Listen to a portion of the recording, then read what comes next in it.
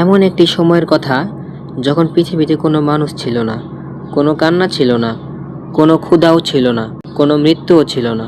শুধু ছিল জান্নাত, এবং জান্নাতে ছিলেন আদম আলাইহিসসালাম। আদম আলাইহিসসালাম আল্লাহর নিজের হাতের তৈরি।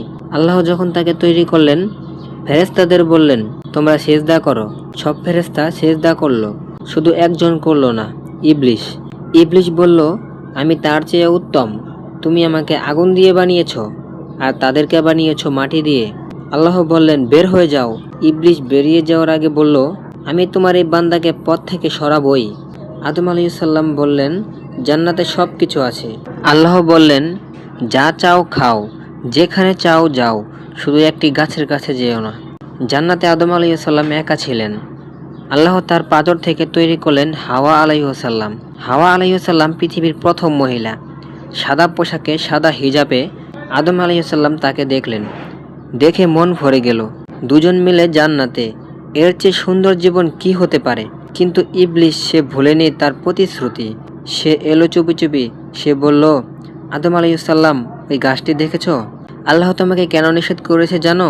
কারণ এই গাছের ফল খেলে তুমি ফেরেশতা হয়ে যাবে, অথবা জান্নাতে চিরকাল থাকতে পারবে। আদম আলাইহিসসালাম দ্বিধায় পড়লেন।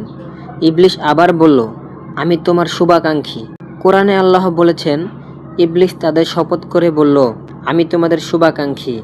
আদম আলাইহিসসালাম এবং হাওয়া আলাইহিসসালাম সেই গাছের কাছে গেলেন, ফল খেলেন। সঙ্গে সঙ্গে একটি অনুভূতি, লজ্জা। তারা নিজেদের দিকে তাকালেন। জান্নাতের পোশাক তাদের শরীর থেকে সরে গিয়েছে। তারা গাছের পাতা দিয়ে ঢাকার চেষ্টা করলেন। তারপর আল্লাহর পক্ষ থেকে ডাক এলো। আদম আলাইহিসসালামকে বলল, আমি কি তোমাকে ওই গাছের কাছে যেতে বলেছি? আমি কি তোমাকে ওই গাছের কাছে যেতে নিষেধ করিনি এবং বলিনি ইবলিশ তোমার স্পষ্ট শত্রু? সেই মুহূর্তটা আদম আলাইহিসসালাম মাথা নিচু করলেন। হাওয়া আদম আলাইহিসসালাম মাথা নিচু করলেন। কোনো অজুহাত নেই, কোনো তর্ক নেই। তারা বললেন, রাব্বানা জালামনা আনফুসানা ওয়া ইল্লাম তাগফির লানা ওয়া তারহামনা লানাকুনান্না মিনাল খাসিরিন। হে আমাদের রব, আমরা নিজেদের উপর অত্যাচার করেছি। যদি তুমি আমাদের মাফ না করো এবং রহম না করো, আমরা ক্ষতিগ্রস্তদের মধ্যে হব। এই দোয়া মানবজাতির প্রথম তওবা ছিল। আল্লাহ বলেন, নেমে যাও পৃথিবীতে, তোমাদের কিছু সময়ের জন্য বাসস্থান এবং জীবিকা সেখানে। আদম আলাইহিসসালাম জান্নাত থেকে বের হলেন, হাওয়া আলাইহিসসালামও বের হলেন। ভাবুন সেই মুহূর্তটা, যে জান্নাতে সব কিছু ছিল সেখান থেকে বের হচ্ছেন, ঢুকছেন একটি অজানা জায়গায়, পৃথিবীতে। আদম আলাইহিসসালাম কাঁদলেন, দীর্ঘ কান্না, এত কান্না যে বলা হয় সে কান্নায় পৃথিবীতে নদী তৈরি হয়েছে। কিন্তু একটি কথা মনে রাখো, আল্লাহ কিন্তু আদম আলাইহিসসালামকে একা ছাড়েননি।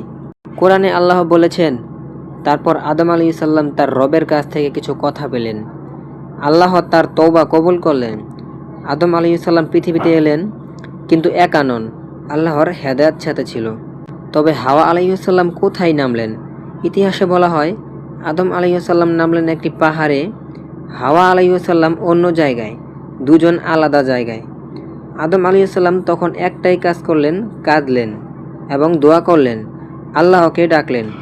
অনেক বছর পর আল্লাহ তাদের একত্র করলেন আরাফাতের ময়দানে। সেই মিলনের আনন্দে, সেই পুনর্মিলন আল্লাহর রহমতে প্রথম নিদর্শন। এই গল্পে ইবলিশ এবং আদম আলাইহিসসালামের মধ্যে একটি পার্থক্য আছে। ইবলিশও ভুল করেছিল, আদম আলাইহিসসালামও ভুল করেছিল। কিন্তু ইবলিশ অহংকার করলো, বলল আমি তার চেয়ে ভালো, নিজের ভুল স্বীকার করল না। আদম আলাইহিসসালাম তওবা করলেন, বললেন, আমরা নিজেদের উপর অত্যাচার করেছি। মাথা নিচু করলেন। একটি ভুল, দুটি প্রতিক্রিয়া, দুটি ভিন্ন পরিণতি। ইবলিশ চিরকালের জন্য অভিশপ্ত। আদম আলাইহিসসালাম আল্লাহর মনোনীত নবী, মানবজাতির পিতা। পার্থক্য কোথায়? তওবায়। এই গল্পে আরও একটি শিক্ষা, আল্লাহ আদম আলাইহিসসালামকে জান্নাত থেকে বের করলেন, কিন্তু শাস্তি হিসেবে নয়, পরিকল্পনা হিসেবে। আল্লাহ চেয়েছিলেন পৃথিবীতে একজন খলিফা হবে। আদম আলাইহিসসালাম সেই খলিফা। জান্নাত থেকে বের হওয়া পতন ছিল, কিন্তু সেই পতন থেকে শুরু হলো মানবজাতির যাত্রা, আল্লাহর দিকে ফেরার যাত্রা। আজ তুমি যদি কোনো ভুল করে থাকো, মনে রেখো আদম আলাইহিসসালামের কথা। তিনি জান্নাতে ভুল করেছিলেন, তারপর তওবা করেছিলেন, আল্লাহ মাফ করেছিলেন। তুমিও পারবে। শুধু বলো, রব্বানা জালামনা আনফুসানা ওয়া ইল্লাম তাগফির লানা ওয়া তারহামনা লানাকুনান্না মিনাল খাসিরিন। এই গল্পটি থেকে আমরা শিক্ষা পেলাম যে তওবাকারীকে আল্লাহ ক্ষমা করে দেন, অর্থাৎ আল্লাহ ক্ষমাশীল। এমন আরও ইসলামিক গল্প পেতে চ্যানেলটি সাবস্ক্রাইব করে রাখুন। আল্লাহ হাফেজ।